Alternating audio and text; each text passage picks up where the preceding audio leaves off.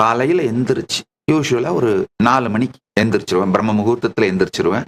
எந்திரிச்சு என்னுடைய சமாதி மற்றும் யோகா பூஜை ஒரு நாள் விடாமல் தவறாது செய்கின்ற என்னுடைய தினசரி கடமை நீங்கன்னா பார்த்தா பூஜை, சிவ பூஜை ஒரு நாளும் தவறாது. அது பெருமான் அளித்த அருள், அவரே அளித்த அருளால தவறாத சிவ பூஜை முடிச்சுட்டு என்னுடைய திருப்பணிகள் வேலைகளை துவங்குவேன். காலையில எப்படி ஃப்ரெஷ்ஷா ஷார்ப்பா உடலும் மனமும் இருக்கோ அதே மாதிரி என்னுடைய பணிகள் முடிவதற்கு சில நேரத்துல இரவு 12 அல்லது 12 தாண்டியும் ஆகலாம். இந்த மொழிபெயர்ப்புகள் எல்லாம் முடிக்கிறதுக்கு இந்த மொழிபெயர்க்கிறது ஒரு அடிக்ஷன் மாதிரிங்க. இந்த சாஸ்திரங்களிலே ருசி கண்டு விட்டால் அது ஒரு அடிக்ஷன் மாதிரி, டைம் போறதே தெரியாது, தூக்கம் வராது. இதே பத்மாசனத்துல உட்கார்ந்து இந்த மொழிபெயர்ப்பு பணிகளை துவங்க ஆரம்பிச்சேன்னா நிறைய புத்தகங்கள், டிக்ஷனரிங்க, நிகண்டுகள், ஓலைச்சுவடிகள் இது எல்லாத்தையும் சுத்தி பரப்பி வச்சுட்டு உட்கார்ந்துருப்பேன்.